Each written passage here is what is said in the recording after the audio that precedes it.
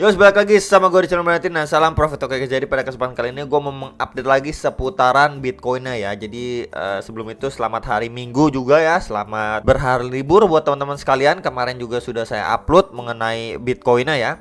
So, jadi langsung aja ke inti videonya. Ini pembahasan untuk lanjutan USD Dominance time frame 4 jam yang kemarin juga sudah saya sampaikan. Memang ketika dia ada drop ya, testing dari strong resistannya yang mana saya tandain dengan box warna merah ini, dia drop sampai testing di box warna hijau ini, kemudian dia mengalami pemantulan, and then hampir saja meretest ke box warna orange ini, kemudian dia retest terlebih dahulu ya, karena kita bisa lihat adanya rejection lumayan kuat dari secara time frame 4 jam ya, secara candle nih bikin tail candle ke atas, kemudian dia koreksi secara korektif. Berarti kita bisa lihat ya, ini kita bandingkan aja ketika dia mantul sama candle waktu dia koreksi ya, ini memang udah jelas banget ya, kenaikannya itu masih lebih mendominasi karena penurunannya itu hanyalah secara korektif, kemudian mengalami pemantulan lagi, impulsif lagi teman-teman, atau kita bisa bilang ini kuat ya. Kemudian dia sekarang tersideways tapi perlahan-lahan turun nih, perlahan-lahan turun dan akan testing kembali terhadap garis warna biru dan merah ini secara time frame 4 jam, yaitu adalah EMA 34 dan 55. Ya, kalau misalkan dilihat dia testing di sininya kuat ya, didukung dengan penurunannya yang cuman secara korektif aja, bukanlah hal yang mustahil kalau misalkan dia bisa aja seperti ini ya, dia korektif lagi seperti sebelumnya nih, korektif untuk melanjutkan penguatannya atau testing kembali ke box warna orange ini, karena kita bisa lihat ini adalah resisten terakhir dia mengalami penurunan ya. Jadi ketika dia di flip seperti ini ya, berubah menjadi resisten. Jadi kita perlu lihat sekali ketika dia memang going up, sekali lagi testing apakah di situ adanya rejection kuat atau malah dia mampu breakout. Ya, kita lihat dulu reaksinya seperti apa ya. Kalau misalkan dia mampu breakout, so next target di box warna merah ini berarti artinya Bitcoin akan kembali tertekan lagi.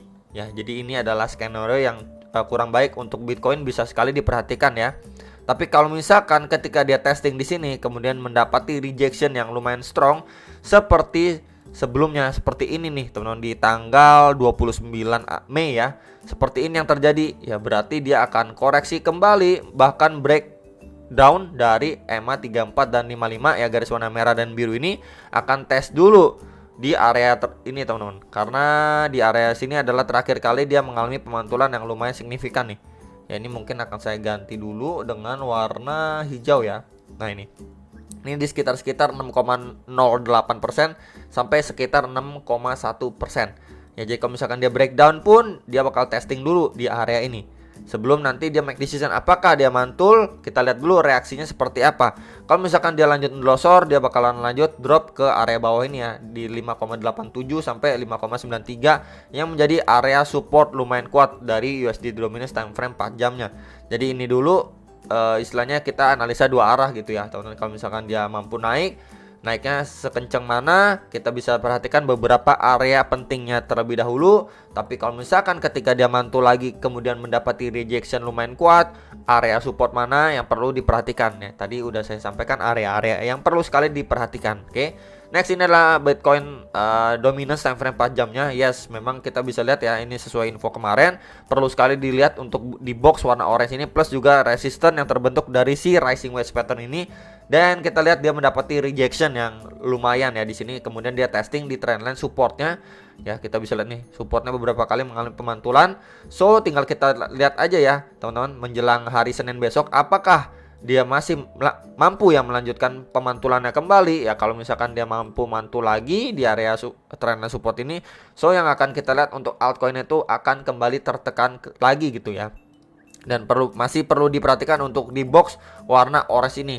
Oke, dia mampu breakout atau enggak, atau false break, atau malah dia cuma naik sedikit di sini. Kemudian kita lihat dulu reaksinya seperti apa. Kalau misalkan reaksinya mendapati rejection lumayan strong, dia akan drop lagi ke area bawah. So kalau misalkan ini yang terjadi, maka untuk altcoinnya itu akan diberi nafas terlebih dahulu, at least jangka pendeknya di minggu depan. Ya, jadi perlu sekali diperhatikan di box warna orange ini adalah resisten yang cukup strong di kisaran 46,97 sampai sekitar 47,07%. Itu dulu yang diperhatikan, dan plus juga bisa ditambahkan dengan trendline support nih dari si rising wedge pattern ini. Oke. Jadi itu dulu teman-teman sekilas untuk si Bitcoin dominance yang perlu sekali diperhatikan areanya ya. Kemudian kalau misalkan dia drop pun dia bisa testing ke kisaran 46,5% sekian gitu ya. Karena misalkan kita lihat pergerakan sebelumnya ini menjadi resisten and then support juga di area sini. Oke, ini mungkin akan saya geser terlebih dahulu. Nah, di sini ya, teman-teman, di box warna hijau ini. Kalau misalkan dia breakdown pun area ini yang berpotensi untuk di testing, plus akan disusul dengan EMA 55 atau garis warna merah. Jadi adanya confluence of support. Oke. Next, ini secara weekly time frames untuk si Bitcoin. Yes, jadi kemarin itu ada yang nanya gimana secara weekly-nya. Kalau menurut pandangan saya, ini adalah salah satu outlook yang pernah saya bagikan atau sharingkan ke teman-teman sekalian di salah satu video Bitcoin saya untuk time frame weekly-nya. Ya, jadi memang sebelumnya ini bermain di dalam sebuah channel, and then kita lihat ya, terakhir kali setelah dia kena reject dari bagian atasnya, kemudian dia unloser, drop gitu ya. Kemudian dia mantul terlebih dahulu, precisely mantul di garis putus-putus channel ini ya. Kemudian mendapati rejection yang cukup kuat, akhirnya kita bisa lihat unloser terus menerus gitu. Jadi sekarang ini posisinya hitungannya ketika dia drop ya, dia ini mantul cuman untuk retest. Nih tuh ya, kita bisa lihat ya, dia mantul cuman untuk retest ke bagian trendline bawah si channel ini. Jadi memang adanya masih kemungkinan ketika dia cuman ngetes doang ke bagian trendline support bawah channel ini untuk bisa melanjutkan drop yang lebih bawah lagi gitu. Ya, jadi kan biasa kita juga sering lihat ya, kalau misalkan pergerakannya ini sudah drop ya dari sebuah pattern atau trendline support, biasanya ketika dia udah drop, kemudian dia mantul dikit untuk retest aja ya. Kemudian kita lihat reaksinya di retest tersebut, adakah tekanan seller yang masih signifikan atau tidak. Kalau tekanannya masih signifikan, yes, dia bisa aja untuk drop lebih dalam lagi. Tapi kalau misalkan tekanan sellernya tidak signifikan di area waktu dia retest, ya bisa aja dia seperti fake out, malah masuk lagi gitu ya. Cuman hal berbeda yang perlu kita perhatikan di sini ya, kalau misalkan saya pribadi lihat, ketika dia udah drop ya, udah drop dari trendline supportnya ini, kemudian dia mencoba going up atau mantul lah, retest lagi. Di sini kita bisa lihat ya secara candle weekly. Di sini menandakan tekanan seller ini masih strong, cukup strong. Ya, berarti bisa aja chance untuk melanjutkan penurunan itu masih terbuka lebar untuk si Bitcoin yang perlu sekali kita perhatikan.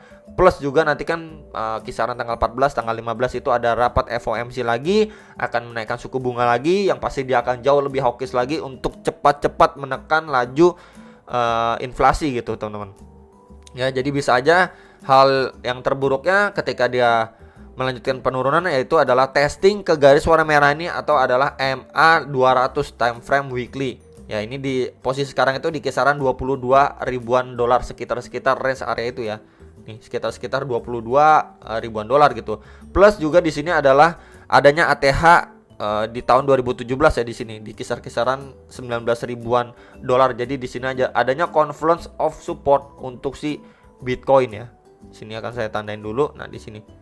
Nah, di area box warna hijau ini adanya confluence of support si Bitcoin, ada EMA 200 plus juga ada ATH di tahun 2017. Plus juga di area situ kita bisa lihat ini laju Bitcoin secara weekly time frame pernah tertahan sebentar atau sejenak di area tersebut nih. Tuh ya, sebelum dia melanjutkan penguatannya kembali ya. Jadi memang bisa diperhatikan, ini adalah area yang krusial ataupun penting ketika memang Bitcoin melanjutkan penurunannya, masih possible untuk testing terlebih dahulu di area ini. Jadi hopefully di sekitar 19.000 sampai ya let's say 23.000 lah ya teman. Ini kan akan terus berjalan gitu, let's say di sekitaran 23.000 ya sampai 19.000 dolar ini adalah menjadi tahanan ataupun bottom dari pergerakan ataupun koreksinya si Bitcoin sebelum dia bisa melanjutkan ataupun pemantulannya kembali ya. Jadi area ini yang perlu sekali diperhatikan ya. Masih secara overall kita bisa lihat ini tekanan seller masih deras banget. Kita belum lihat adanya reaksi buyer yang cukup signifikan atau adanya kita lihat akumulasi yang lumayan seperti pergerakan Bitcoin sebelumnya secara weekly time frame seperti ini contohnya nih. Ini hal-hal seperti ini kita belum lihat ya teman-teman. Jadi perlu sekali kita lihat ketika memang dia masih lanjut turun pun, at least kita harus lihat seperti inilah. Jadi memang adanya aksi akumulasi yang lumayan besar.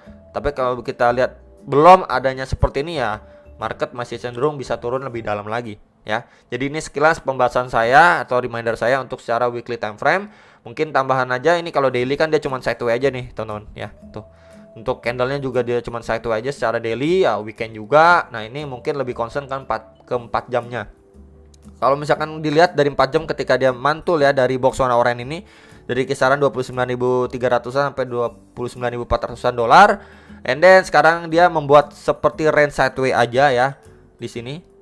Dan dia mampu ngelewatin area 29.650 dolar ini, dia mampu. Cuman di sini dia sempat tertahan beberapa kali ya. Kita bisa lihat di range area sini dia tertahan beberapa kali nih.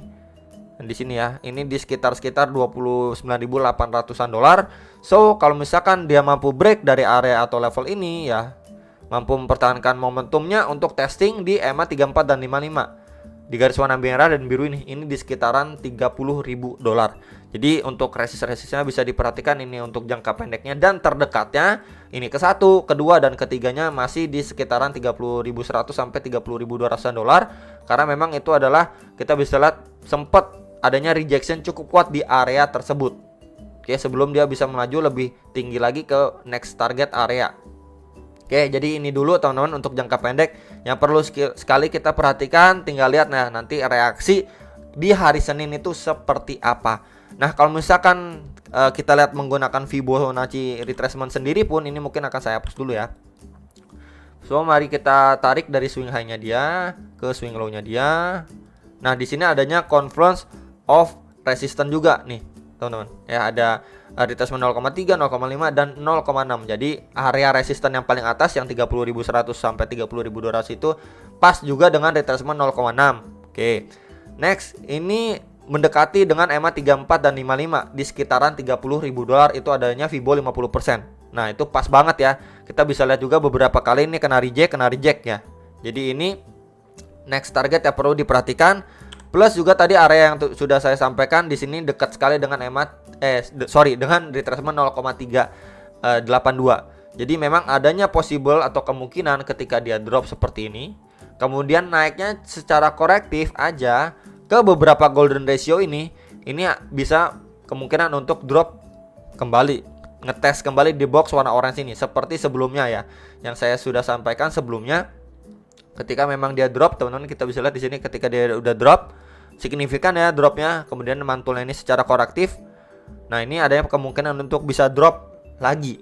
Nah jadi jangan lupakan seperti sebelumnya, bisa aja hal seperti ini terjadi. Oke, jadi bisa diperhatikan untuk beberapa area target resisten yang tadi sudah saya sampaikan untuk Bitcoin secara time frame 4 jam. Itu aja, jangan lupa analisa kembali sebelum make decision. Semoga video ini dapat membantu teman-teman, dan sampai jumpa untuk next video. Salam profit. Bye.